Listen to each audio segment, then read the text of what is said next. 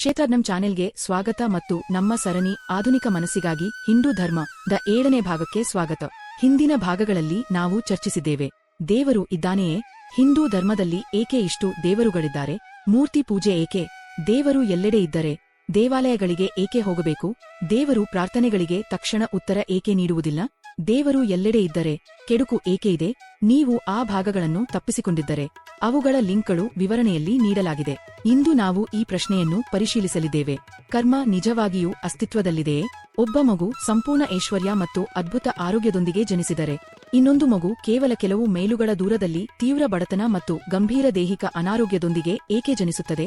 ನಿಮ್ಮ ಅತ್ಯಂತ ಪ್ರಾಮಾಣಿಕ ಮತ್ತು ಕಠಿಣ ಪರಿಶ್ರಮದ ಪ್ರಯತ್ನಗಳು ಏಕೆ ಕೆಲವೊಮ್ಮೆ ಹಠಾತ್ ವಿಫಲವಾಗುತ್ತವೆ? ಆದರೆ ಇತರರು ಯಾವುದೇ ವಿಶೇಷ ಪ್ರಯತ್ನವಿಲ್ಲದೆ ಸಂಪತ್ತು ಮತ್ತು ಖ್ಯಾತಿಯತ್ತ ಸುಲಭವಾಗಿ ಸಾಗುತ್ತಿರುವಂತೆ ಕಾಣುತ್ತಾರೆ. ಮಾನವ ಜೀವನದ ಅಪಾರ ಅಸಮಾನತೆಗಳು ಮತ್ತು ಹಠಾತ್ ಉಂಟಾಗುವ ಅಸ್ತವ್ಯಸ್ತ ಘಟನೆಗಳನ್ನು ನೋಡಿದಾಗ ನಿರಾಶಾವಾದಿಯಾಗುವುದು ತುಂಬಾ ಸುಲಭ. ನಾವು ಆಕಾಶದತ್ತ ನೋಡುತ್ತೇವೆ ಮತ್ತು ಆಶ್ಚರ್ಯಪಡುತ್ತೇವೆ.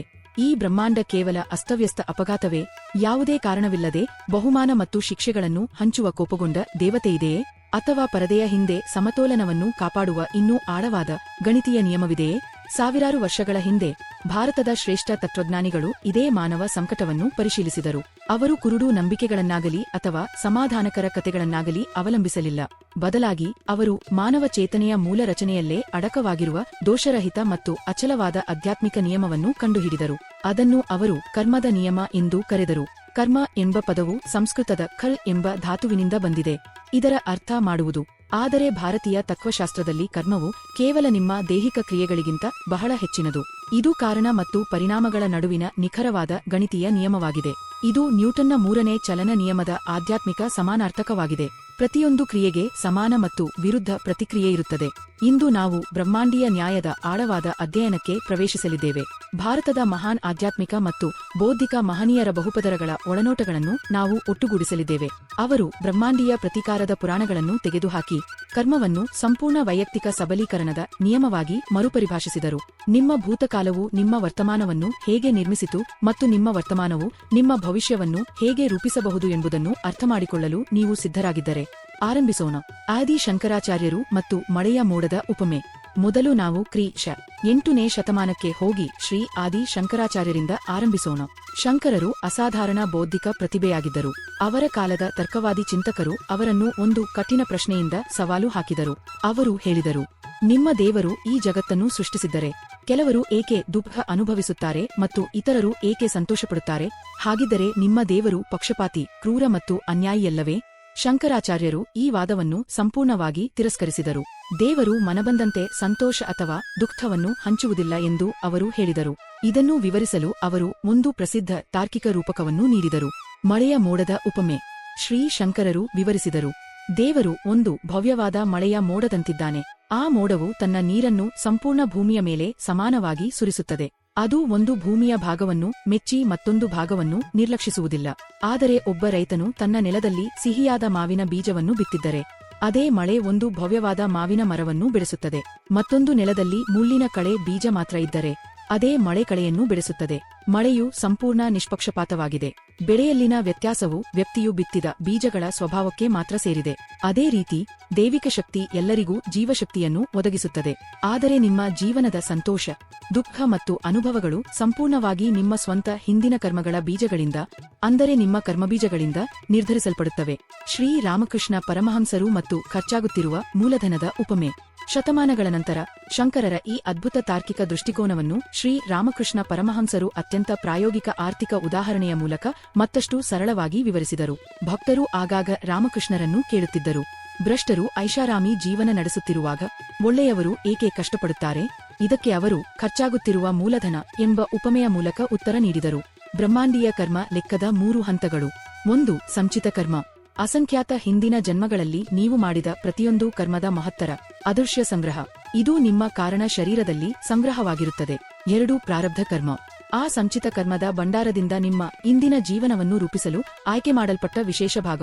ಇದೇ ನಿಮ್ಮ ದೈಹಿಕ ಶರೀರ, ನಿಮ್ಮ ಆಯುಷ್ಯ, ನಿಮ್ಮ ಜನ್ಮ ಪರಿಸ್ಥಿತಿಗಳು ಮತ್ತು ನೀವು ಬದಲಾಯಿಸಲಾಗದ ಮೂಲಭೂತ ಜೀವನ ಪರಿಸರವನ್ನು ನಿರ್ಧರಿಸುತ್ತದೆ. ಶಂಕರಾಚಾರ್ಯರು ಪ್ರಾರಬ್ಧ ಕರ್ಮವನ್ನು ಬಿಲ್ಲಿನಿಂದ ಹೊರಬಿಟ್ಟ ಬಾಣಕ್ಕೆ ಹೋಲಿಸಿದರು. ಒಮ್ಮೆ ಬಾಣವನ್ನು ಬಿಡಲಾದರೆ ಅದನ್ನು ಹಿಂದಕ್ಕೆ ಕರೆಸಿಕೊಳ್ಳಲು ಸಾಧ್ಯವಿಲ್ಲ. ಅದು ತನ್ನ ಗುರಿಯನ್ನು ತಲುಪಲೇಬೇಕು. 3. ಆಗಾಮಿ ಕರ್ಮ. ಈ ಕ್ಷಣದಲ್ಲಿ ನೀವು ಮಾಡುತ್ತಿರುವ ಹೊಸ ಕರ್ಮಗಳು ಇವು ನಿಮ್ಮ ಭವಿಷ್ಯಕ್ಕಾಗಿ ಬಿತ್ತಲಾಗುತ್ತಿರುವ ಹೊಸ ಬೀಜಗಳಂತಿವೆ. ಶ್ರೀ ರಾಮಕೃಷ್ಣ ಪರಮಹಂಸರು ವಿವರಿಸಿದರು. ಇಂದು ಸಮೃದ್ಧಿಯಾಗಿ ಬದುಕುತ್ತಿರುವ ದುಷ್ಟ ವ್ಯಕ್ತಿಯು ತನ್ನ ಹಿಂದಿನ ವ್ಯವಹಾರದಲ್ಲಿ ಅಪಾರ ಲಾಭ ಗಳಿಸಿದ ಒಬ್ಬ ನಿರ್ಲಕ್ಷ್ಯ ವ್ಯಾಪಾರಿಯಂತಿದ್ದಾನೆ. ಅವನ ಬ್ಯಾಂಕ್ ಖಾತೆಯಲ್ಲಿ ಹಳೆಯ ಮೂಲಧನದ ದೊಡ್ಡ ಸಂಗ್ರಹವಿದೆ. ಅವನು ತನ್ನ ಪ್ರಸ್ತುತ ವ್ಯಾಪಾರದಲ್ಲಿ ಅಪ್ರಾಮಾಣಿಕವಾಗಿ ವರ್ತಿಸಿದರೂ ಮೊದಲ ದಿನವೇ ದಿವಾಳಿಯಾಗುವುದಿಲ್ಲ. ಅವನು ತನ್ನ ಹಳೆಯ ಮೂಲಧನವನ್ನು ಬಳಸಿಕೊಳ್ಳುತ್ತಿದ್ದಾನೆ. ಆದರೆ ಆ ಹಳೆಯ ಸಂಚಿತ ಕರ್ಮದ ಸಂಗ್ರಹ ಶೂನ್ಯವಾದ ಕ್ಷಣದಲ್ಲಿ ಅವನ ಪ್ರಸ್ತುತ ಕೆಟ್ಟ ಕರ್ಮಗಳು ಅವನನ್ನು ತಲುಪುತ್ತವೆ ಮತ್ತು ಅವನು ಸಂಪೂರ್ಣ ಪತನದತ್ತ ಸಾಗುತ್ತಾನೆ.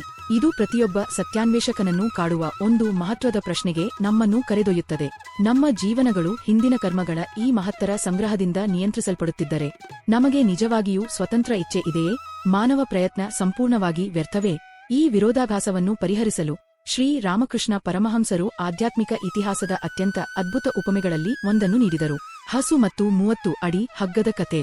ರಾಮಕೃಷ್ಣರು ಹೇಳಿದರು, ಒಬ್ಬ ರೈತನು ತನ್ನ ಹಸುವನ್ನು ಒಂದು ವಿಶಾಲವಾದ ಹುಲ್ಲುಗಾವಲಿಗೆ ಕರೆದುಕೊಂಡು ಹೋಗಿ ನೆಲದಲ್ಲಿ ಗಟ್ಟಿಯಾಗಿ ನೆಡಲಾದ ಒಂದು ಮರದ ಕಂಬಕ್ಕೆ ಸರಿಯಾಗಿ 30 ಅಡಿ ಉದ್ದದ ಹಗ್ಗದಿಂದ ಕಟ್ಟುತ್ತಾನೆಯೆಂದು ಊಹಿಸಿಕೊಳ್ಳಿ. ಈಗ ಆ ಹಸು ಮೂಲತಃ ತನ್ನ ಭೂತಕಾಲದಿಂದ ಬಂಧಿತವಾಗಿದೆ. ಅದು ಆ ಕಂಬದಿಂದ 31 ಅಡಿ ದೂರ ಹೋಗಲು ಸಾಧ್ಯವಿಲ್ಲ. ಅದು ಅದರ ಹಿಂದಿನ ಕರ್ಮವನ್ನು ಪ್ರತಿನಿಧಿಸುತ್ತದೆ. ಅದರ ಆನುವಂಶಿಕ ಮಿತಿಗಳು, ಜನ್ಮಸ್ಥಳ, ಮೂಲಭೂತ ಆರೋಗ್ಯ ಮತ್ತು ತಪ್ಪಿಸಲಾಗದ ಜೀವನ ಘಟನೆಗಳು. ಆದರೆ ಆ 30 ಅಡಿ ವ್ಯಾಪ್ತಿಯೊಳಗೆ ಹಸುವಿಗೆ ಸಂಪೂರ್ಣ ಸ್ವತಂತ್ರ ಇಚ್ಛೆಯಿದೆ.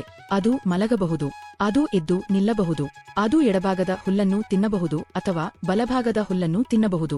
ಅದು ತನ್ನ ಸ್ವಾತಂತ್ರ್ಯವನ್ನು ಜಾಣ್ಮೆಯಿಂದ ಬಳಸಿದರೆ ರೈತನು ಅದರ ಹಗ್ಗವನ್ನು ಇನ್ನಷ್ಟು ಉದ್ದಗೊಳಿಸುತ್ತಾನೆ. ಮಾನವ ಜೀವನವೂ ಇದೇ ರೀತಿಯಾಗಿದೆ. ರಾಮಕೃಷ್ಣರು ಮತ್ತೊಂದು ಪ್ರಮುಖ ವಿಷಯವನ್ನು ಸಹ ವಿವರಿಸಿದರು.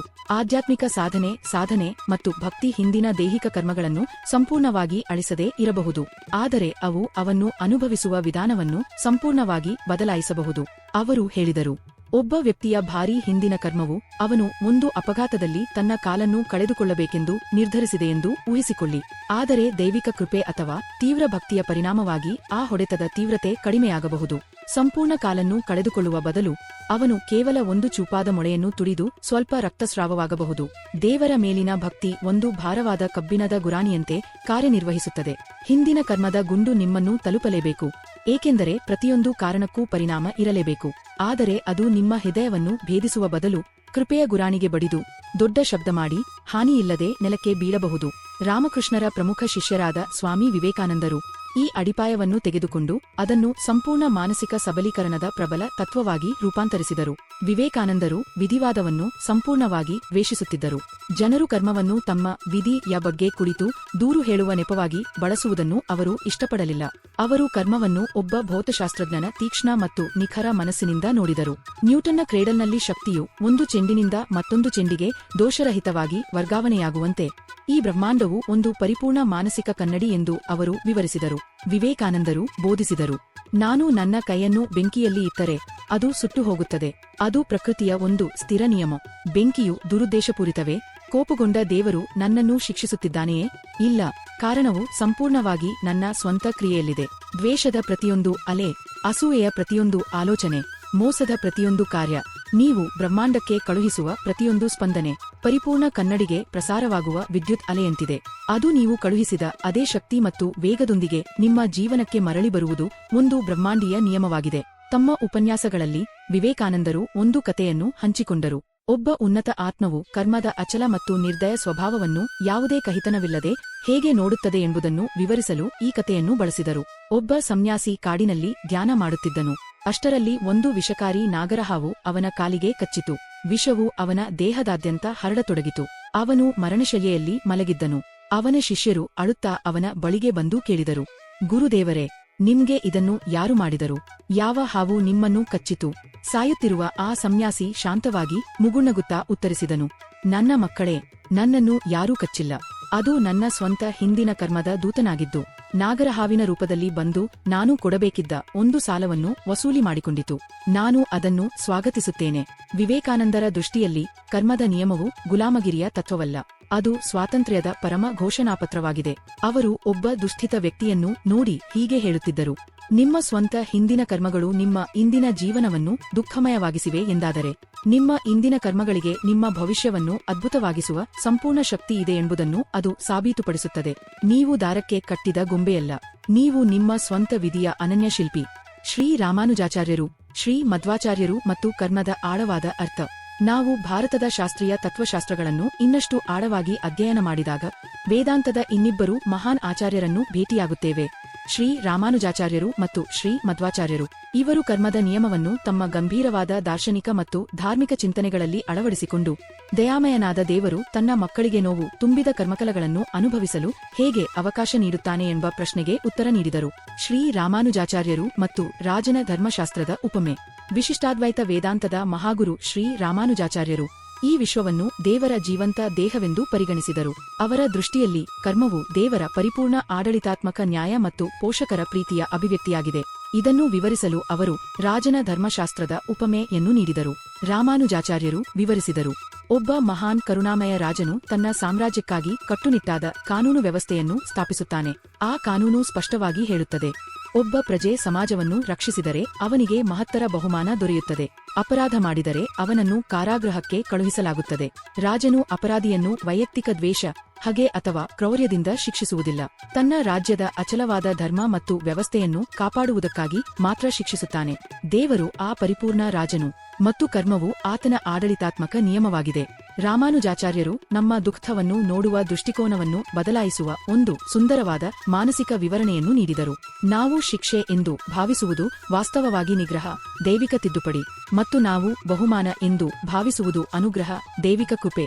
ಒಬ್ಬ ಪ್ರೀತಿಯ ತಂದೆ ತನ್ನ ಪುಟ್ಟ ಮಗುವು ಬೆಂಕಿಯೊಂದಿಗೆ ಆಟವಾಡದಂತೆ ತಡೆಯಲು ಗದರಿಸುವಂತೆ ಕರ್ಮದ ನೋವುಗಳು ಎಂದಿಗೂ ದುರುದ್ದೇಶದಿಂದ ಬರುವುದಿಲ್ಲ. ಅವು ನಮ್ಮ ಅಹಂಕಾರವನ್ನು ಒಡೆಯಲು, ನಮ್ಮ ಗರ್ವವನ್ನು ತಗ್ಗಿಸಲು ಮತ್ತು ನಮ್ಮ ಆಧ್ಯಾತ್ಮಿಕ ಗುಹದತ್ತ ಮತ್ತೆ ತಿರುಗಿ ನೋಡುವಂತೆ ಮಾಡಲು ರೂಪುಗೊಂಡಿವೆ.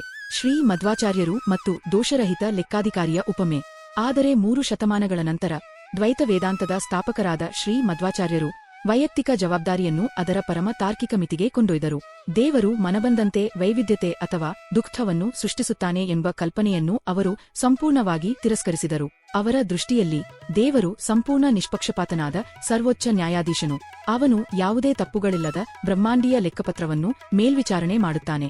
ಇದನ್ನು ವಿವರಿಸಲು ಅವರು ದೋಷರಹಿತ ಲೆಕ್ಕಾಧಿಕಾರಿಯ ಉಪಮೆಯನ್ನು ನೀಡಿದರು.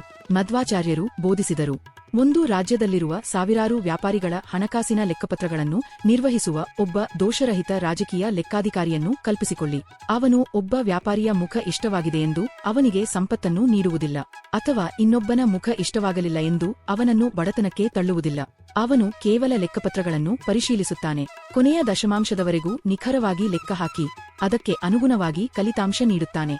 ದೇವರು ಆ ಸರ್ವೋಚ್ಚ ಲೆಕ್ಕಾಧಿಕಾರಿ. ಆತನು ನಿಮ್ಮ ಕಷ್ಟಗಳನ್ನು ಮನಬಂದಂತೆ ಸೃಷ್ಟಿಸುವುದಿಲ್ಲ.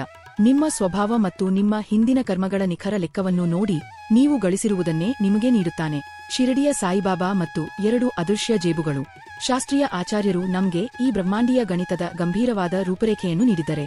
ಶಿರಡಿಯ ಸಾಯಿಬಾಬಾ ಅದನ್ನು ಸಾಮಾನ್ಯ ಜನರಿಗೆ ಅತ್ಯಂತ ಸರಳವಾಗಿ ಮತ್ತು ಜೀವನಕ್ಕೆ ಹತ್ತಿರವಾಗುವಂತೆ ವಿವರಿಸಿದರು. ಬಾಬಾ ಒಂದು ಹಾಳಾದ ಮಸೀದಿಯಲ್ಲಿ ವಾಸಿಸುತ್ತಿದ್ದರು. ಅವರ ಬಳಿ ಯಾವುದೇ ಹಣ ಇರಲಿಲ್ಲ. ಅವರು ಸರಳವಾದ ಹರಿದ ಬಟ್ಟೆಯನ್ನು ಧರಿಸುತ್ತಿದ್ದರು. ಆದರೂ ತಮ್ಮ ಊರಿಗೆ ಬರುವ ಪ್ರತಿಯೊಬ್ಬ ಭಕ್ತನ ಗುಪ್ತಕರ್ಮ ಲೆಕ್ಕವನ್ನು ಗಿಡುಗೆಯ ನಿಖರತೆಯಿಂದ ಗಮನಿಸುತ್ತಿದ್ದರು. ಯಾರಾದರೂ ನಮಗೆ ನೋವು ಕೊಟ್ಟಾಗ ಪ್ರತೀಕಾರ ತೀರಿಸಿಕೊಳ್ಳಬಾರದು ಎಂದು ಅವರು ಆಗಾಗ ಎಚ್ಚರಿಸುತ್ತಿದ್ದರು, ಏಕೆಂದರೆ ಹಾಗೆ ಮಾಡುವುದು ಕರ್ಮದ ನಿಯಮ ಹೇಗೆ ಕಾರ್ಯನಿರ್ವಹಿಸುತ್ತದೆ ಎಂಬುದರ ಸಂಪೂರ್ಣ ಅಜ್ಞಾನವನ್ನು ತೋರಿಸುತ್ತದೆ. ಜೀವನದ ದೈನಂದಿನ ಕಷ್ಟಗಳನ್ನು ಹೇಗೆ ಎದುರಿಸಬೇಕು ಎಂದು ಕೇಳಿದ ಒಬ್ಬ ಭಕ್ತನಿಗೆ ಸಾಯಿಬಾಬಾ ಈ ಆಳವಾದ ಸಲಹೆಯನ್ನು ನೀಡಿದರು. ಈ ಜಗತ್ತಿನಲ್ಲಿ ಪ್ರತಿಯೊಬ್ಬ ಮನುಷ್ಯನು 2 ಅದೃಶ್ಯ ಜೇಬುಗಳಿರುವ ಒಂದು ವಸ್ತ್ರವನ್ನು ಧರಿಸಿಕೊಂಡು ನಡೆಯುತ್ತಾನೆ. ನಿಮ್ಮ ಬಲ ಜೇಬಿನಲ್ಲಿ ನಿಮ್ಮ ಪುಣ್ಯಕರ್ಮಗಳು ಇರುತ್ತವೆ, ಎಡ ಜೇಬಿನಲ್ಲಿ ನಿಮ್ಮ ಪಾಪಕರ್ಮಗಳು ಇರುತ್ತವೆ. ನಿಮಗೆ ಹಠಾತ್ ಅನಾರೋಗ್ಯ, ಆರ್ಥಿಕ ನಷ್ಟ ಅಥವಾ ದ್ರೋಹ ಎದುರಾದಾಗ ಕೋಪಗೊಳ್ಳಬೇಡಿ. ಯಾರೋ ನಿಮ್ಮ ಎಡ ಜೇಬಿನೊಳಗೆ ಕೈ ಹಾಕಿ ಹಿಂದಿನ ಜನ್ಮದಲ್ಲಿ ನೀವು ಮಾಡಿದ್ದ ಒಂದು ಸಾಲವನ್ನು ತೆಗೆದುಹಾಕುತ್ತಿದ್ದಾರೆ ಅಷ್ಟೇ. ಅವರು ನಿಮ್ಮ ಲೆಕ್ಕವನ್ನು ಸರಿಪಡಿಸುತ್ತಿದ್ದಾರೆ. ಆದರೆ ನೀವು ಪ್ರತೀಕಾರ ತೀರಿಸಿಕೊಂಡರೆ ನೀವು ಹೊಸ ಲೆಕ್ಕಪತ್ರವೊಂದನ್ನು ತೆರೆಯುತ್ತಿರುವಿರಿ. ಆಗ ಆ ಸಾಲವನ್ನು ಭವಿಷ್ಯದ ಜನ್ಮದಲ್ಲಿ ಬಡ್ಡಿ ಸಮೇತ ಮರುಪಾವತಿಸಬೇಕಾಗುತ್ತದೆ. ಇತರರು ಏನೂ ಮಾಡುತ್ತಿದ್ದಾರೆ ಎಂದು ನೋಡುವುದನ್ನು ನಿಲ್ಲಿಸಿ ನಿಮ್ಮ ಜೀವನದ ಕಡೆ ಗಮನ ಕೊಡಿ. ಮೌನದಾನ, ದಯೆ ಮತ್ತು ದೇವಸ್ಮರಣೆಯಿಂದ ನಿಮ್ಮ ಬಲ ಜೇಬನ್ನು ತುಂಬುತ್ತಿರಿ. ಏಕೆಂದರೆ ಈ ದೇಹದಿಂದ ಉಸಿರು ಹೊರಟ ನಂತರ ಮರಣದ ಗಡಿಯಾಚೆಗೆ ನೀವು ಕೊಂಡೊಯ್ಯಲು ಅನುಮತಿಸಲ್ಪಟ್ಟಿರುವ ಏಕೈಕ ಸಾಮಾನು ಆ 2 ಜೇಬುಗಳಲ್ಲಿರುವುದೇ. ತೀರ್ಮಾನ. ಗುರಾನಿ ಮತ್ತು ಭವಿಷ್ಯ. ಭಾರತದ ಮಹಾನ್ ಆಚಾರ್ಯರ ಸಮೂಹ ಜ್ಞಾನವನ್ನು ಒಟ್ಟಾಗಿ ನೋಡಿದಾಗ ಕರ್ಮದ ನಿಯಮದ ನಿಜವಾದ ಮಹಿಮೆ ಅನಾವರಣಗೊಳ್ಳುತ್ತದೆ. ಕರ್ಮವು ನಿರಾಶಾವಾದಿ ವಿಧಿಯ ವ್ಯವಸ್ಥೆಯಲ್ಲ. ಅದು ಬ್ರಹ್ಮಾಂಡೀಯ ಪ್ರತೀಕಾರವೂ ಅಲ್ಲ. ಅದು ಸಂಪೂರ್ಣ, ದೋಷರಹಿತ ಬ್ರಹ್ಮಾಂಡೀಯ ಸಮತೋಲನದ ವ್ಯವಸ್ಥೆಯಾಗಿದೆ. ಅದರ ಅರ್ಥ, ನಿಮ್ಮ ಜೀವನದಲ್ಲಿ ಯಾವುದೂ ವ್ಯರ್ಥವಾಗುವುದಿಲ್ಲ. ಯಾವುದೇ ಒಳ್ಳೆಯ ಕೆಲಸ ಗಮನಿಸದೆ ಉಳಿಯುವುದಿಲ್ಲ. ಯಾವುದೇ ತಪ್ಪು ತಿದ್ದದೆ ಉಳಿಯುವುದಿಲ್ಲ. ಮುಂದಿನ ಬಾರಿ ನೀವು ಹಠಾತ್ ಕಷ್ಟವನ್ನು ಎದುರಿಸಿದಾಗ ಅಥವಾ ಜಗತ್ತಿನ ಅಸಮಾನತೆಗಳನ್ನು ನೋಡಿದಾಗ ನಿರಾಶೆ ಅಥವಾ ಕೋಪಕ್ಕೆ ಒಳಗಾಗಬೇಡಿ. ಆಚಾರ್ಯರ ಸಮೂಹ ಜ್ಞಾನವನ್ನು ನೆನಪಿಸಿಕೊಳ್ಳಿ. ಶಂಕರರ ಮಳೆಯ ಮೋಡವನ್ನು ನೆನಪಿಸಿಕೊಳ್ಳಿ. ಈ ಬ್ರಹ್ಮಾಂಡವು ಸಂಪೂರ್ಣ ನಿಷ್ಪಕ್ಷಪಾತವಾಗಿದೆ ಎಂಬುದನ್ನು ಅರಿತುಕೊಳ್ಳಿ. ಇಂದು ನಿಮ್ಮ ಜೀವನದ ಬೆಳೆ ನಿಮಗೆ ಇಷ್ಟವಾಗದಿದ್ದರೆ ನಿಮ್ಮ ಕೈಯಲ್ಲಿರುವ ಬೀಜಗಳನ್ನು, ಅಂದರೆ ನಿಮ್ಮ ಆಲೋಚನೆಗಳು ಮತ್ತು ಕರ್ಮಗಳನ್ನು ನೋಡಿ. ಬೀಜವನ್ನು ಬದಲಿಸಿ, ಮರವನ್ನು ಬದಲಿಸಿ. ರಾಮಕೃಷ್ಣರ ಸ್ವತಂತ್ರ ಇಚ್ಛೆಯನ್ನು ಬಳಸಿ.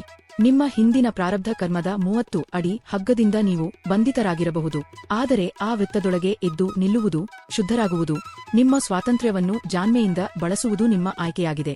ಹೀಗೆ ಮಾಡಿದರೆ ನಿಮ್ಮ ಹಗ್ಗ ಇನ್ನಷ್ಟು ಉದ್ದವಾಗಬಹುದು. ರಾಮಕೃಷ್ಣರ ಗುರಾಣಿಯನ್ನು ಧರಿಸಿ. ಭಕ್ತಿ ಮತ್ತು ದೈವಿಕ ಕೃಪೆಯು ಕಬ್ಬಿಣದ ಗುರಾಣಿಯಂತೆ ಕಾರ್ಯನಿರ್ವಹಿಸುತ್ತವೆ ಎಂಬುದನ್ನು ನೆನಪಿಡಿ. ಹಿಂದಿನ ಕರ್ಮದ ಗುಂಡು ಬರಲೇಬೇಕು. ಆದರೆ ಅದು ನಿಮ್ಮ ಹೃದಯವನ್ನು ಭೇದಿಸುವ ಬದಲು ಕೃಪೆಯ ಗುರಾಣಿಗೆ ಬಡಿದು ಹಾನಿಯಿಲ್ಲದೆ ನೆಲಕ್ಕೆ ಬೀಳಬಹುದು. ನಿಮ್ಮ ಬಲ ಜೇಬನ್ನು ತುಂಬುತ್ತಿರಿ. ಸಾಯಿಬಾಬಾರ ಆದೇಶವನ್ನು ಅನುಸರಿಸಿ. ಹಳೆಯ ಲೆಕ್ಕಗಳು ಯಾವುದೇ ಕಹಿತನವಿಲ್ಲದೆ ಮುಗಿಯಲಿ. ನಿಮ್ಮ ಬಲ ಜೇಬನ್ನು ನಿಸ್ವಾರ್ಥ ಒಳ್ಳೆಯತನದಿಂದ ತುಂಬುತ್ತಿರಿ. ಸ್ವಾಮಿ ವಿವೇಕಾನಂದರು ಪ್ರತಿಯೊಬ್ಬ ಶಾಂತಿಯನ್ನು ಹುಡುಕುವ ಸಾಧಕನ ಹೃದಯದಲ್ಲಿ ಬರೆಯಲ್ಪಡಬೇಕಾದ ಒಂದು ಅಂತಿಮ ಸಂದೇಶವನ್ನು ನಮಗೆ ನೀಡಿದ್ದಾರೆ. ಈ ಜಗತ್ತಿನ ಇತಿಹಾಸವು ತಮ್ಮ ಮೇಲೆ ನಂಬಿಕೆಯಿಟ್ಟ ಕೆಲವೇ ಜನರ ಇತಿಹಾಸವಾಗಿದೆ. ಆ ನಂಬಿಕೆಯೇ ನಮ್ಮೊಳಗಿನ ದೈವತ್ವವನ್ನು ಜಾಗೃತಗೊಳಿಸುತ್ತದೆ. ನೀವು ಅನಂತ ಸಾಗರ. ನಿಮ್ಮ ಭೂತಕಾಲದ ಅಲೆಗಳನ್ನು ದೂಷಿಸುವುದನ್ನು ನಿಲ್ಲಿಸಿ. ಎದ್ದು ನಿಲ್ಲಿ. ಸಂಪೂರ್ಣ ಜವಾಬ್ದಾರಿಯನ್ನು ನಿಮ್ಮ ಭುಜಗಳ ಮೇಲೆ ತೆಗೆದುಕೊಳ್ಳಿ ಮತ್ತು ನಿಮಗೆ ಬೇಕಾದ ಎಲ್ಲಾ ಶಕ್ತಿ ಈಗಾಗಲೇ ನಿಮ್ಮ ಆತ್ಮದಲ್ಲಿಯೇ ಇದೆ ಎಂಬುದನ್ನು ಅರಿತುಕೊಳ್ಳಿ. ಇಂದು ಈ ಆಳವಾದ ತಾತ್ವಿಕ ಪಯಣದಲ್ಲಿ ನಮ್ಮೊಂದಿಗೆ ಪ್ರಯಾಣಿಸಿದ್ದಕ್ಕಾಗಿ ಹೃತ್ಪೂರ್ವಕ ಧನ್ಯವಾದಗಳು. ಈ ಶಾಶ್ವತ ಜ್ಞಾನವು ನಿಮ್ಮ ಜೀವನಕ್ಕೆ ಸ್ಪಷ್ಟತೆ, ನ್ಯಾಯದ ಅರಿವು ಅಥವಾ ಆತ್ಮವಿಶ್ವಾಸವನ್ನು ತಂದಿದ್ದರೆ ದಯವಿಟ್ಟು ಈ ವಿಡಿಯೋವನ್ನು ಲೈಕ್ ಮಾಡಿ. ತಮ್ಮ ಜೀವನದ ಮಾರ್ಗವನ್ನು ಅರ್ಥಮಾಡಿಕೊಳ್ಳಲು ಹೋರಾಡುತ್ತಿರುವವರೊಂದಿಗೆ ಇದನ್ನು ಹಂಚಿಕೊಳ್ಳಿ ಮತ್ತು ಜ್ಞಾನದ ಆಳವಾದ ಬೇರುಗಳನ್ನು ಅನ್ವೇಷಿಸುವ ಇಂತಹ ಇನ್ನಷ್ಟು ವಿಡಿಯೋಗಳಿಗಾಗಿ ನಮ್ಮ ಚಾನೆಲ್ಗೆ ಚಂದಾದಾರರಾಗಿ. ಮುಂದಿನ ಬಾರಿ ಭೇಟಿಯಾಗುವವರೆಗೆ ಧೈರ್ಯದಿಂದ ನಿಲ್ಲಿ. ಉತ್ತಮ ಬೀಜಗಳನ್ನು ಬಿತ್ತಿರಿ. ಹಳೆಯ ಲೆಕ್ಕಗಳನ್ನು ನಗುತ್ತಾ ಮುಗಿಸಿರಿ ಮತ್ತು ಸಂಪೂರ್ಣ ಘನತೆಯೊಂದಿಗೆ ನಿಮ್ಮ ಜೀವನದ ಮಾರ್ಗದಲ್ಲಿ ನಡೆಯಿರಿ. ಜಾಗೃತೆಯಿರಿ.